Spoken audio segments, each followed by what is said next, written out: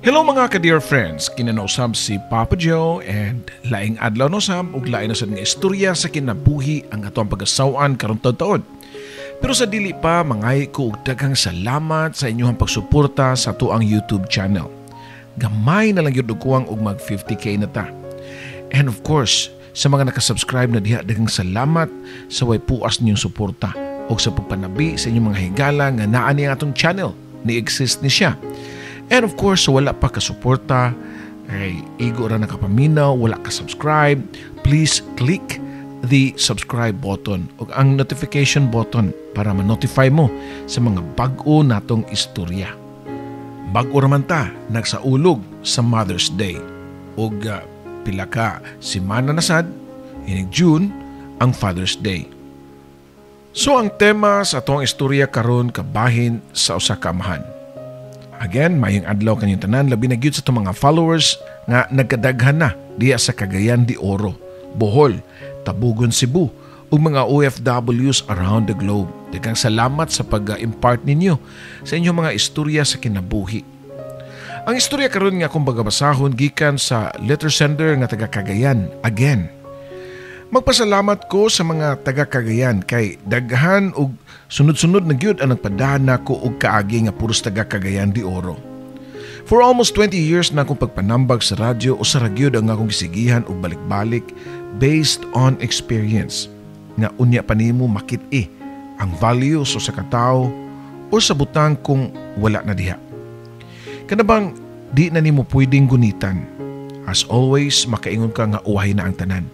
Mao gani, sige po na ko balik-balik nga learn to be contented kung unsay naa nimo karon.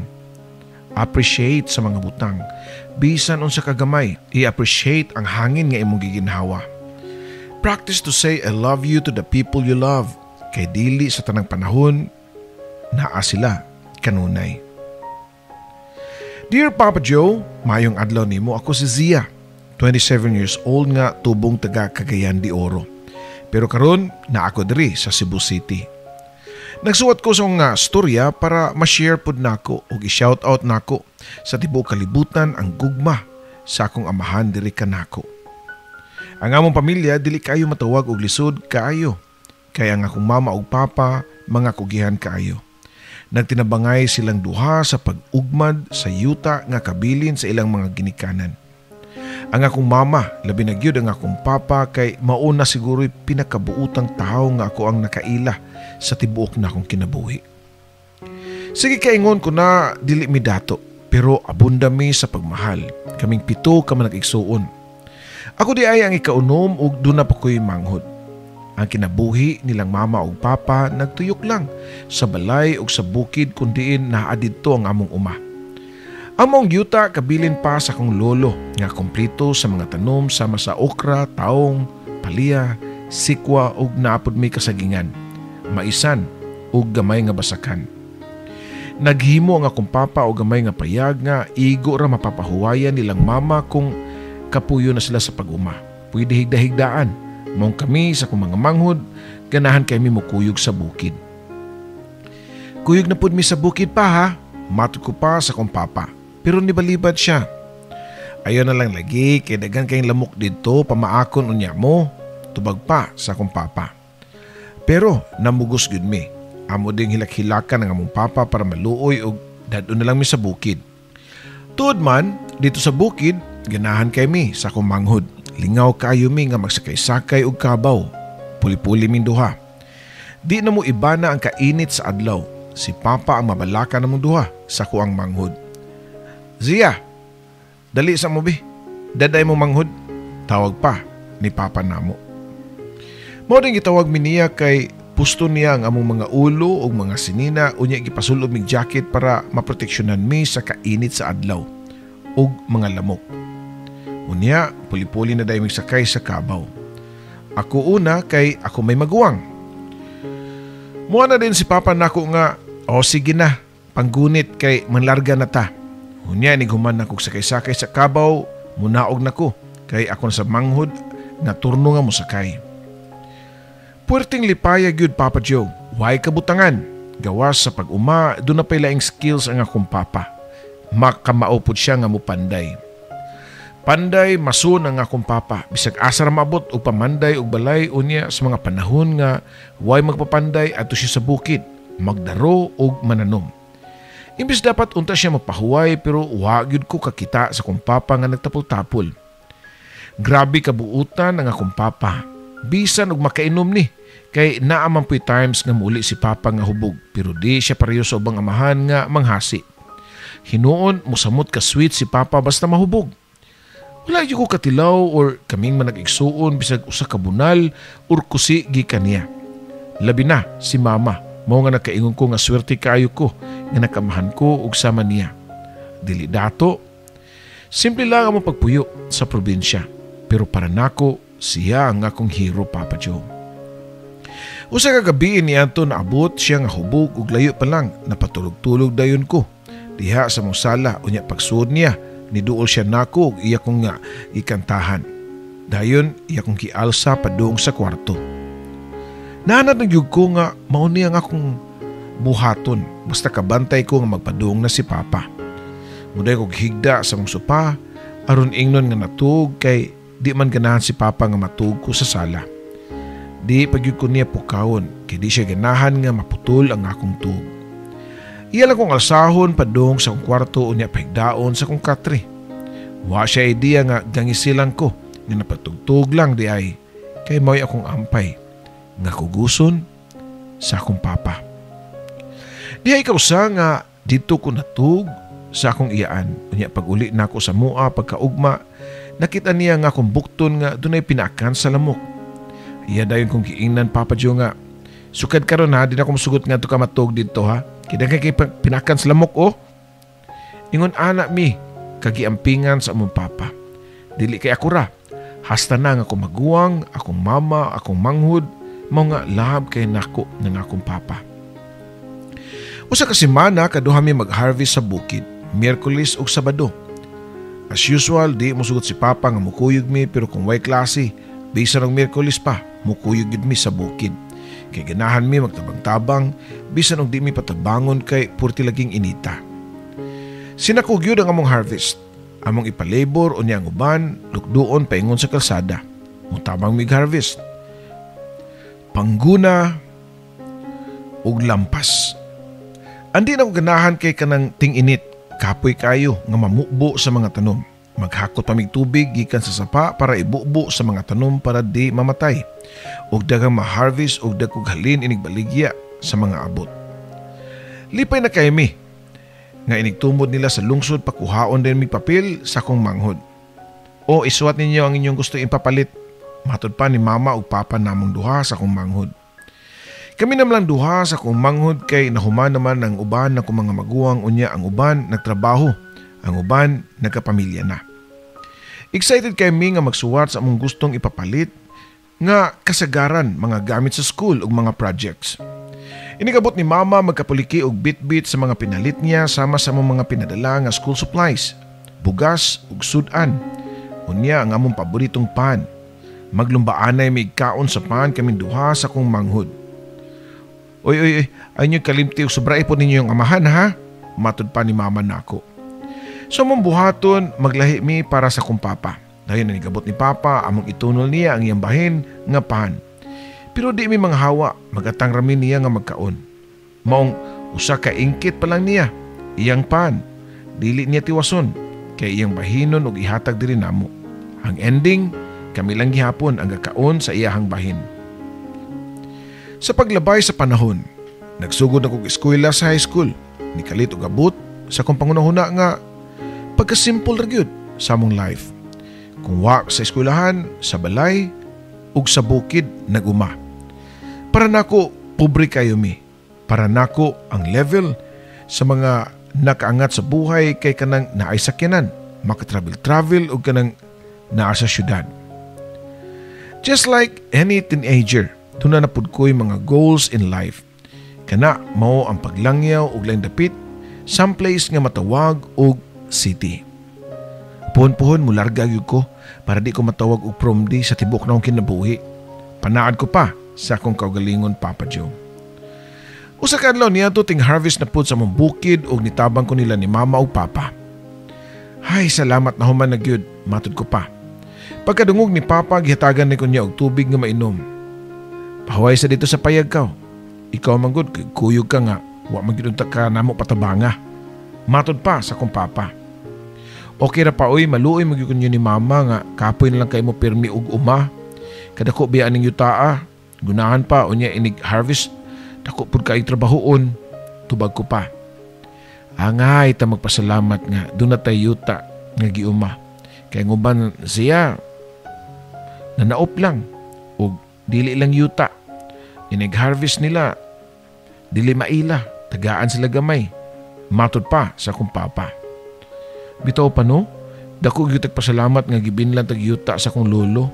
Usaon na lang kahaugwa pa. Tubag ko pa. Nidukol si Papa nako og murag seryoso ang naong. Zia, doon ako isulti ni mo nga sekreto. Dako naman ka, mao nga angay ka masayod. Ha? Unsa man na pa? Pangutan ako pa. Nalingkod mi si Papa sa ilawom sa punuan sa kahoy. Unya gisulti niya ang iyang tinaguan. Sa una, dako gyud kayo ning yutaa. Kini imong nakita karon gamay nga tipik na lang sa kabilin sa imong lolo. Intro pa ni Papa. Unya, nganong gamay naman lagi na tong yuta ron? Pangutana ko pa. Niigham usab si Papa dayon ni padayon o kini ang gisulti nako, Papa Joe. Usa ka adlaw niyan to samtang nagdaro ko dinhi gihapon nga bukira. Giapas ko sa kong igagaw nga lalaki kay mamista ko numi sa laing barangay. Libalibad ko kay wa pa ko nahuman og daro. Dagan pa kay ko trabahoon sa uma. Pero wag ko lungi sa kong igagaw mga napugos kog biya sa akong gidaro og nikuyo kog pamista sa layong barangay. Pagabot didto dunay kaon og inom. Hangtod nga dunay niabot nga usa ka grupo nga mga hubogpod og nanghasi unya kaming duha sa kong igagaw ang ilang giinitan. Sige og ingon sa kong igagaw nga mamauli na lang mi kay di ko gusto gubot. Pero nga kong igagaw nagdugay-dugay og sanong. Nisugot siya nga manguli mi. Pagkataod-taod pero wala na mo damha nga sundan lang daig gihapon mi sa usa ka grupo.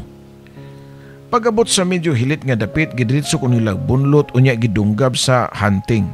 Pero nakalihay ko og nailog nako ang hunting knife. Sa kong nahuna nga og dili nako idunggab sa kontra basin og ako pa ang mamatay og hasta pa nga akong igagaw. Mao nga gidunggab nako nga akong kontra og namatay gyud kini. Nipos usa si Papa sa pagistorya, masulubon nga nang hupaw og ang iyang mga mata puno sa kaguol ug pagbasol. Karon nga nakahibaw na ka Zia nga nakapatay kog tao, basin mausab ang imong pagtan-aw nako. Padayon pa ni Papa. Pero bisag gamay, wa ko masyak sa iyang istorya kay actually nakadungog na ko ani. Gikan rapod sa akong mga maguwang. Di mausab ang akong panlantaw nimo pa oy. Ikaw lang gihapon ang pinakabutan nga amahan sa tibok kalibutan.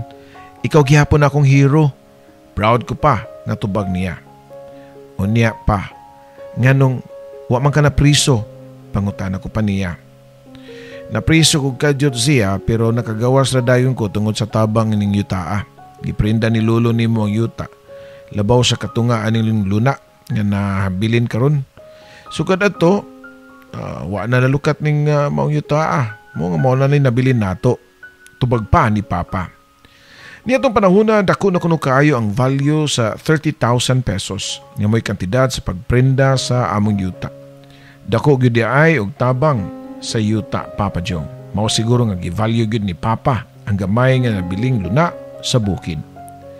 Self-defense ra ang gibuhat ni Papa. Wa na ko siya basula or kahadluki nga nakapatay siya tao. Mas palabihon pa nako nga siya'y nakapatay kaysa siya'y mamatay. Wa na unta ko na tao karon. Padayon ang panggapanlabay sa mga katuigan. 4th year high school nako. It was July 25, 2012. Klasiko niya to pero niuli ko pag lunchtime sa MUA. Kaya na ako'y gikuha nga importante para sa school. Pagkahuman ako kuha sa taas sa mong balay ni balik na pugod dayon. Nakita na ko si Papa sa atbang nga nag-finishing sa haligi sa balay nga iyang gipanday. Pero kaya nagtalikod man siya, wa na lang nako siya disturbo Kaya nagdali man pug ko. Adto, kay tabukon pa man og karsada. Nakabalik na ko sa school paghuman sa klase ni na paghapon ni pauli ko sa mua. Samtang naglakaw ko padung sa mua nakulbaan ko. Kaya kang tao sa gitrabuan sa kong papa. Nakalabay kong tindahan o nangutan ako sa tindera. Nang, nganong dagaman tao? Pangutan ako pa. O nitubagbot siya nga. Nag-ihaw kong baboy day. Nipadayon kong lakaw pero mo'y ako nakitaan si mama sa unahan nga purting hilak. Giduol na ako kong mama o nangutana nga nung naghilak siya. Siya wala na si papa nimo. Gipusil siya. Tubag pa sa kong mama nga naghilak. Unsa? Unsay wala na? Patay na gyud ay. Pasinog buhi pa day ma. Dadto na to sa ospital. Pagdali ma. Matud ko pa nga nag-hysterical na. Ang term ni mama kay wala na. Meaning wala kinabuhi pero di ko kadawat. Basin di ay buhi pa. Matabang pa sa mga doktor. Pero ang mga tao na mismo sa palibot nagsulti nga wa na gyud kuno. Wa ko kasabot sa kung nga gibati ni syagit ko o gipanglabay na ko akong bag o mga libro nga gibit-bit dayon dagan og kusog kayo. Mutabog pa man og karsada mo nga wa ko magtan-aw nga hapit ko maligsi kay di may sakinan nga ni agi Papa Joe. Nagbinatay na kog hilak og siyog syagit o panawag sa pangan ni Papa pero gialihan ko sa mga pulis ug wa ko pagiya. Please pagiya ko ninyo, ako ng papa ang gipusil. Hangi pa sa mga pulis. Dili pwede day, tubag pa sa pulis. Ganun dili man nga ako manangamahan, kinsam din nagpusil ni papa. Pangutan ako pa nila pero wa na ko nila tagda. Hangtod nga giduol ko sa kumari sa kong lola nga maupod ang among vice mayor. Day, ay nalagpalabig hysterical. Madakpan na lagi nang nagpusil sa imong papa. Matod pa niya. Kung kabalo pa lang ko nga last day na dayto na akong kakita sa kong papa nga buhi pa pagkaudto. Dihang niuli ko sa mua. May paako na siyang gilabang o gigakos na kog taman. Pero wala gyud ti kasayuran o kanus arakutob ang tao. Kaabtik pa sa kong papa kaganina nga nag-finishing sa haligi pero karon wala na siya. Mura kog mamatay sa kasakit, Papa Joe. Actually, bisan karon nga nag-type ko ani nga akong istorya naghilak gihapon ko sa kasakit. By the way, ang nagpatay sa akong papa kay igsuon ra pod. Sa iyahang napatay atong dugay ng panahon nga nakalabay. Bali ni baos ni after 26 years. Wa mi magtuo nga balikan pa siya kay 26 years na ang nakalabay, Papa Joe.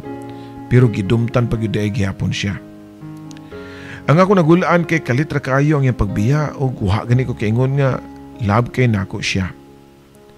Gihaya na ang akong papa pero di gihapon ko makadawat. Di na mo madawat nga kami man nag-igsuon og labaw na si mama. Mayo unta og badlungon ang among amahan. Manapat og mga saba. Pero dili mangyud. Buutan kay siya og maampingon na mong iyang mga pamilya. Pagkagabi niabot na ang mananabtan. Kaya ilan ang pangadjian ang kalag ni papa. Gitipok mitanan ni mama para manabat sa pangadji pero diyang niabot na sa part ang mananabtan nga dapat may mutubag o kaluyan mo ang kalag ni sa pangan sa kong amahan. Sakit kayo paminawon. Murag duslak ko ng akong dughan kaya bisan ni atong higayuna wap ani sink in nako nga patay na gyud ay si papa. Feeling nako damgo lang ang tanan. Kung sakit ang mga pung sa mga mananabtan, masakit diyang gilubong gyud si papa. Diha nami sa minteryo og nagwild na mighinilak ni mama. Gusto nang gani unta namo nga musunlag apil sa pantiyon kuig ni papa. Nalubong na gyud si papa. Naluoy kay ko ni mama nga luya na kaayo. Sa tinuod lang kami tibok pamilya na luya sa kamatuoran nga gibiyaan nami sa haligi sa among panimalay. Paguli namo sa balay, nagian nako ang asawa sa kong igagaw nga murag plastic kayo tinagdan namo pero wa nako panumbalinga. Kay weak na kayo mi niya itong panahon na. Nisunod dayon akong laing igagaw ug doon na siya gireport namo. Gaw, niana pa na siya nga si mama kuno nimo, wa kuno angay mo hilak. Laing kuno kayo paminawon. Matod pa niya. Ang pasabot niya, ang asawa sa mong usa kay gagaw. Unsa? Nabuang na siya? Panindot tayo ba diyan hilak? Tubag ko pa nga isog kayo. Init na ngay among udaan sa paggawa sa kong papa unya sa wayon pa. Karon pasab ko kadungog nga sawayon ang hinilakan. Wa gyud respeto sa namatyan. Nadunggan ni mama ang pagsaway sa iyahang hinilakan og tungod na lang pod sa kaguol nga gisagulan og kalagot pag-agi sa babay sa among tungod katong nalibak niya. Daling nakakuha og kahoy si mama unya gibunal niya sa babayeng libakira. Nabali ang kahoy maong nidasmag si mama sa babay. May na lang kay dali ko na nakaduol. Akong giuwang pero sa wa pa ko ni uwang ako sang gibira ang buhok sa babay. Pasensya na gyud og medyo nabastos na mini atong panahon na. Nagsabag-sabag magud siya sa namatyan siya noon ang napahimungtan. Nahilot ra pud tong gubuta Papa Joe. After few days nag-iyahay panlakaw kung mga maguwang balik silang sa tagsa ka trabaho ug sa ilang pamilya. Kami na lang tulo ni mama ug sa kong manghod ang nahabilin. Pagkamingaw sa panimalay, halos di na mi manlihok ni mama. Maluoy kay ko sa kong mama kay gipugos niya ang iyang kaugalingon nga mubarug para mo adto sa uma. Wala na si Papa unya napaminduha sa kong manghod niya iyang buhiunon. Naginusara na lang si mama sa bukid. Usahay siya na lang ang mang-harvest labi na kung klase minduha sa kong manghod. Paglabay sa pila ka adlaw sige hapog hilak si mama og di na pud niya makaya ang mag-inusarang mag-uma mao nga gibaligya namo ang among yuta. Pero nagbilin mi gamay para sa among kasagingan ug kamaisan. Usa ka adlaw ni ana napoy laing trial ang niabot sa amuang pamilya. Dihay tao nga kalit lang niabot sa among barangay ug nagclaim nga sila kunoy tag-iya sa among yuta. Hasta na pud ang yuta sa among mga silingan. Mga 80 ka balay nga gitukuran sa yuta mo'y ilang giangkon nga siya tag-iya. Nang sukol ming tanan ug gipaglaban nga kami gyud ang tag-iya kay dugay na gyud mi nagpuyo atong yutaa. Pero wa mi nakadaog Papa Joe. Kasi magdahom nga di kami ang tag-iya sa mong yuta. Wa gyud ay kasagaduan bisan og duna pay papilis ang mong yuta. Pero mailog day gihapon. Gidemolish ang mga kabalayan apil na ang amo. Wa pa gani may 1 year sa pagkamatay sa kong papa. Pwerte naman panghilak labi na si mama. Kay sakit kaayo niya. Kay ang among balay gipanday pa sa kong papa. Handumanan sa mong papa katong balaya pero wala na, tumpag na. Anugon kayo kay konkreto gud unya dito pag yun mi nagdako. Walay nahimo si mama gawas sa pagluhod samtang naghilak. Gigakos niya ang usa ka kabilya nga mao nalay nagbarog sa balay nga ilang gitukod ni papa. Asa naman ta mamuyo ani ron ma? Maayo ang taog na pa si papa kay dali ra kay to kapanday og bagong balay. Matod ko pa nga naghilak Papa Joe. Ambot siya, wala ko masayod. Gubot na kaya nga kung utok ko gunahuna. Sa pagatubang sa kadagang problema, niabot sa tong kinabuhi karon. Tubag pa sa kong mama. Unya taw-taod giingnan mi sa taga-barangay nga adto sa mi puyo sa daycare center sa mong lugar. Sumauto, ni stay mi dito sa eskwelahan og 6 months. Pait kay mong kahimtang. Usa ka higayon niya na doon ay gipangutana si mama namong duha sa kumanghod. Okay na ba ninyo o adto lang tapuyo sa bukid sa atong uma? Pangutana pa ni mama. Wala yung minitubang kay syempre mingaw kayo dito o layo sa eskwelahan o sa mga tindahan. Pero bisan di pa may gusto, may mahimo kay mas maayo og amo nga Pinoy-anan kaysa anak mi forever sa eskwelahan. Sumoto Papa Joe na malhin mi sa bukid sa mong gamay nga luna nga nahabilin. Naapaman ang payag nga hinimo ni Papa. Gipaayo ni Mama og iyang gipabutangan og kusina og sala. Og dito mi namuyo for 2 years. After 2 years, giingnan mi sa kong iyaan nga patukuran mig balay kauban sa akong lola. Yes Papa Joe, nami balay nga konkreto. Namalhin na mig puyo og wa na mi sa bukid. Pero para nako, di gyud sama sa una. Nanumbalik ang ako ang gitinguha sa una nga makatunob og syudad. Gusto ko nga lain na sab nga environment. Dili kay puros na lang bukid, puros tanom, puros langgam, mga kakahuyan ang ako makita. Nang ambisyon ko nga makapuyo og syudad, mao nga niari ko og Cebu Papa Joe. Nanrabaho ko diri sa Cebu.